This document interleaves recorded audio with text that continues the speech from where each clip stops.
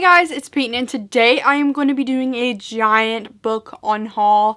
I've needed to do this for a while. There's just some books that have been on my shelves for no reason, and I just know I'm never going to get to them. I just need to clear them so I can sell them to a used bookstore, and then I can buy some other books. So apparently I just keep buying more books. You know, like, oh my god. Let me know if you have a very, strong thought about No Peyton, you should read that book. Only if you think I will like it. Some of these books I have read and I just didn't like them enough to ever reread them or just keep them on my shelf. They're just wasting my space. I also have this issue where if I like one book by an author, I need to have the whole collection even if I don't like one of the books. And I just decided I want to get rid of the books by authors that I like, that I don't like, you know? There's a few of those in there. Why keep them if I don't like those specific books? I don't have to have their whole collection if I don't like one of their books. Literally, some of these I'm not going to give you a description at all because they're just that irrelevant to me that I don't feel like doing it. I'm just going to let you know what these books are. I have them beside me so you can kind of see them. 3 of them, the first 3, are random books that my grandma handed me and she let me borrow them. I never asked for them. So grandma, you're getting these back because I do not want to read Nicholas Sparks or Danielle Steele. So this is Johnny Angel by Danielle Steele, The Choice by Nicholas Sparks, and The Best of Me by Nicholas Sparks. I just don't have interest in these, and I'm sorry, Grandma. I just really don't want to read them, and they're just wasting space on my shelf, so you can have them back. Then we have 4 Nicholas Sparks books that I actually owned, and I don't know, I just decided I don't think I'm ever gonna really read his books. These are all just books that my mom owned. She'll just buy books and never read them. Sorry, Mom, calling you out, but that's how it happens, and then I have to shelve them.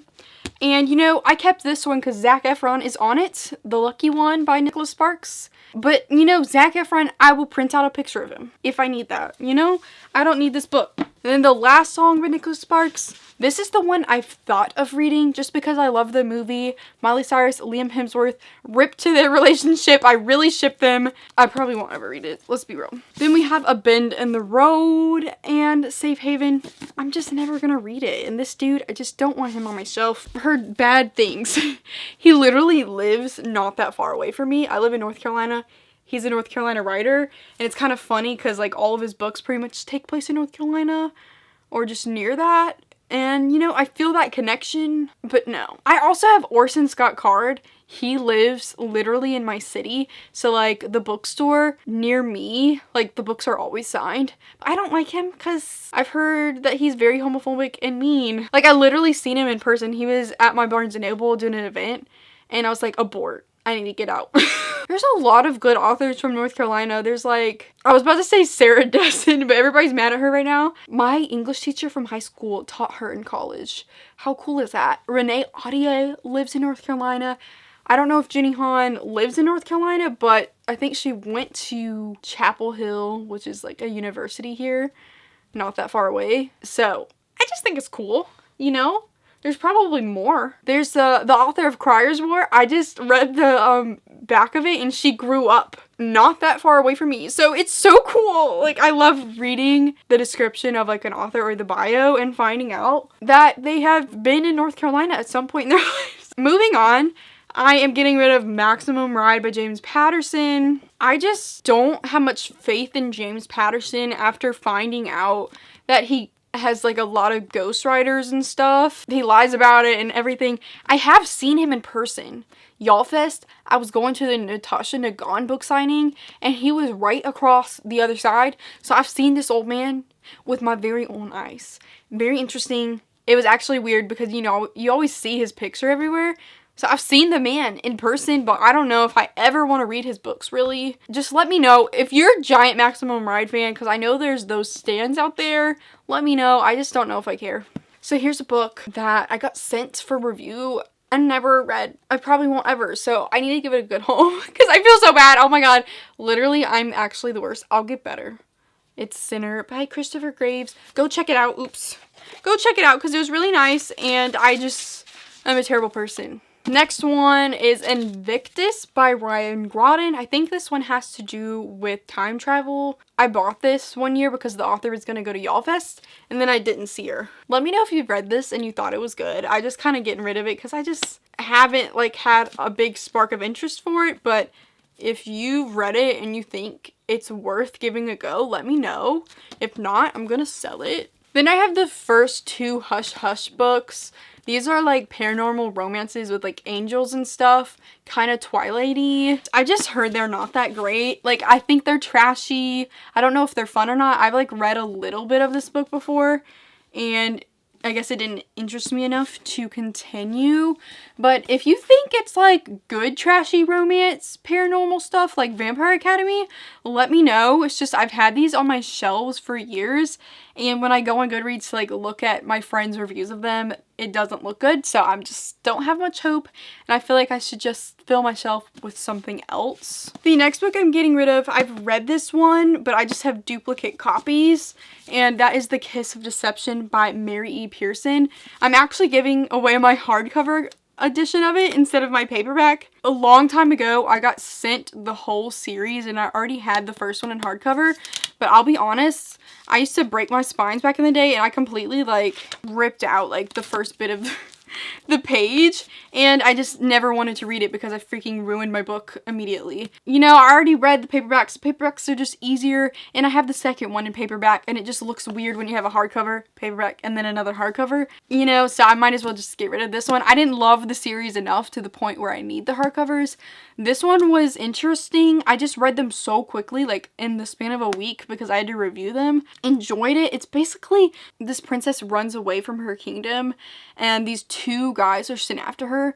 The guy that she's supposed to marry and an assassin, and it has their point of views, but you have no idea which one's the assassin and which one is the prince that she's supposed to marry, and it's really interesting. Like, you're just the whole time trying to figure out like who is who's trying to kill her, who's trying to like fall in love with her. Really interesting plot, and I enjoyed the series, but I just don't want duplicate copies because I have a lot of duplicate copies for things that I love, and I just don't love it enough. Oh god, all these books fell. Oh. The next one that I'm giving away is Angel Burn by L.A. Weatherly.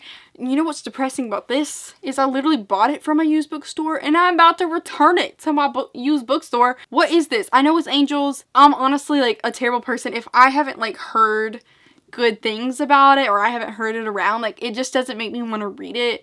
Like, I know that's not good. Like, read something that nobody knows about, man. I want to read things when I hear a lot of good things about them. I'm just being honest, and I just haven't heard anything. When am I gonna read it? Next one, controversial, but it just has to go, and it's Zenith, the Andromeda Saga by Sasha Ellsberg and Lindsay Cummings. I read this book back in the day, gave it like a 2.75 out of 5 stars. I just probably never gonna continue. If I do, I'm not gonna like buy it. I just didn't like it very much. No hate, no shade. I just didn't like it very much. And it's a very beautiful book, so that's why I held on to it as long as I did. But, you know, I could get some money off of this to buy another book, so that's what I'm gonna do. And this is like sci-fi. They pitch it as like Guardians with the Galaxy but girls, but it's really not. It's just Selena Sardouthian 2.0 but in space. Next one, another controversial pick, and that is An Enchantment of Ravens by Margaret Rogerson. This one's like a fairy book, and I have a reading vlog of me reading this one. I gave it like a 2 stars. I didn't like it. It's not the worst thing I ever read. I ended up reading the author's other book, Sorcery of Thorns. Really loved that one. So if you don't like this one, definitely try to pick that one up because it was actually really good. And this is the thing, like, just because I liked that other book does not mean I need to hold on to her other book that I didn't like. It is really beautiful. I wish I liked it just because the cover is just so pretty, but it just really wasn't my cup of tea, and there's just no reason for me to hold on to it. The next book I am gonna sell, I'm unhauling, is Wither by Lauren DeStefano. This book is like so old, I really don't remember the plot anymore. I've had it for so long, I just don't see myself ever freaking reading it. I don't think like I've heard outstanding, like amazing things to the point where like I need to read it. So it's gotta go. I've had it for too long and I still haven't read it. Another one is Vanishing Girls by Lauren Oliver. Same sort of thing. I've just had it forever. I thought it sounded interesting at the time when I bought it, but I haven't really heard anything good about it. Like, this book kind of has died. Nobody ever talks about it. And I just feel like it's just not worth my time. Let me know if it is. I just feel like I could get another book out of the money from selling this that I would potentially love more. And it's called Vanishing Girls, so I'm sure some girl vanishes. The next books I'm getting rid of is two I actually read. I actually enjoyed these. Curse of the Sphinx by Ray Wagner and Demigods and Monsters. It's the first and second book. These were enjoyable and they're like self-published, I think. I got sent these and I read them, and there's probably a review up or something. And there's a third book that I wanted, but it was like just really expensive. It was like 15 bucks for a paperback, and I'm just too broke for that. Like, I'm not about to do that. And now it's just been so long that I don't really care anymore. You know, I'm gonna let someone else read it, I guess, because I'm just holding on to them. I don't feel like rereading them to be able to read the $15 third one, you know. I found them cool though. It's about this girl that like turns into a sphinx like every month. The next one I'm kind of on the fence on getting rid of. It's just I've heard so many bad things about this author that it just made me not want this book anymore. It's Ugly Love by Colleen Hoover. I think this is a really smutty book is what I've heard of. And I think there's supposed to be a movie, but I don't know if it ever happened or if it just sucked or something. But I've just heard so many terrible things about Colleen Hoover and like how she writes such abusive relationships and stuff. I was interested in this one at the time. Like, I still could read it, but like, just let me know like if this book is actually good. I've heard very mixed things. Some people say it's great and then go watch like Caleb's video, Insane Reader. He's not Insane Reader anymore, but whatever.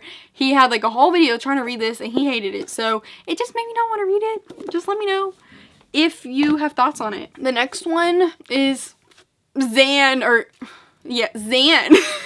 James Shoup. This is like a Tarzan book.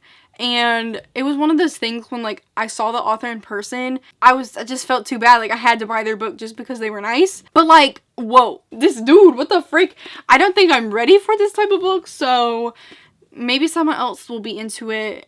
I mean, Tarzan retelling, that sounds pretty cool. Maybe it would be interesting, but I just don't know if I'm ever gonna read it. And like, I'm kind of scared of it. This is another trilogy that I got sent for a review for a while ago. And it never really happened. Like, I read like some of this book. It's The Key, Red, and War by Jennifer Ann Davis. I don't know, man. I just never read them. What I read of it was interesting. I have so many other books to read. I don't know. I'm just probably never gonna get to these. The next one I actually read, but you know, I just don't really have an attachment to it. So, also, I have a Christmas tree right there. Guitar Notes by Mary Amato. I really enjoyed this at the time. I got this from the Scholastic Book Fair in middle school. I thought it was super cute about these two little teenagers passing notes in between music lessons, or I don't know.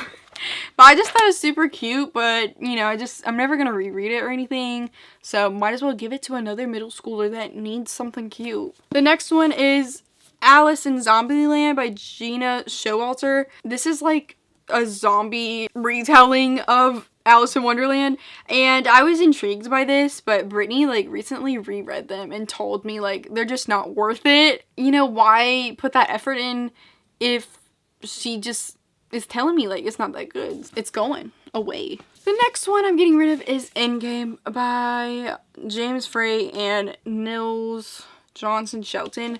Whenever I first read like the description of this, it reminded me like of a Hunger Games sort of thing, but it just never ended up being read, and I just probably will never read it. So it's shiny though. How cool. The next one I did read, got sent it for review. I don't have a big attachment to it, and it's Finding London by Ellie Wade. This was actually enjoyable. It was kind of erotic though, and I wasn't expecting it. I got sent it for a review or something, and I wasn't expecting that as a little middle schooler child, probably. But I don't really remember much. I know it's like some military guy. I guess I can relate to that now because my boyfriend's in the military. He's coming back in a week. Can you believe that? He's coming back for 2 weeks. Not nearly long enough, but like I haven't seen him in pretty much 5 months, if we're being real. So I'm excited. And I just feel like someone else could read this and enjoy it as well. I'm never going to reread it. The next thing I'm unhauling is a whole series that I read as a kid. I really loved these in elementary school, and I actually read these out of order. They're by Judy Blume. It's Tales of a Fourth Grade Nothing, otherwise known as Sheila the Great. Okay, Sheila. Fudgemania, Super Fudge, and Double Fudge. I literally read the last book first. I read the whole series out of order. Like, nothing was correct. And I eventually got the whole set because I borrowed these from my school library, and then someone gifted me, like, the whole thing. I'm probably never going to read these, but if you have a kid that needs a cute little series, really recommend these. I honestly don't really remember much other than it was about this little kid that was just super funny. Like, I don't know. The next one I read, but I didn't like it. It was Soundless by Rochelle Mead. It just wasn't good, man. It was such a boring book. It's about this deaf community. There's nothing wrong with that. I'm just saying, like, nothing happened in this book. And they use sign language and everything. And other than that, the deaf city, like, I don't know anything else about this book. Nothing was memorable. And I love Rochelle Mead's Vampire Academy books. But this one, I just don't need to hold on to it anymore. I did not like it. And this one's actually the last book. It is a Vampire Academy, The Ultimate Guide by Michelle Rowan with Rochelle Mead. And it's just extra information about the Vampire Academy series and, like, the movie and stuff. And I just don't give a crap. I'm never gonna read this. Why did I buy it? I don't know. And I bought it full price too. Who is gonna read this? But, you know, I'm gonna sell it. So that is my book unhaul. I'm sorry I didn't really go deep into these books. It's just, like, why? Why should I go deep into the talk if I'm not recommending them to you? I'm getting rid of them. That's it for this video. My throat is so dry and it's dying. I need water. But look at my Stranger Things shirt. It's so cute. I got it today. But that's it for this video. Thank you guys so much for watching it. Like this video, comment down below. Have a good day. Please subscribe. Make sure to follow all my social medias, which are linked down below. And go click the bell button, which is right by the subscribe button, which you should have already clicked. And goodbye.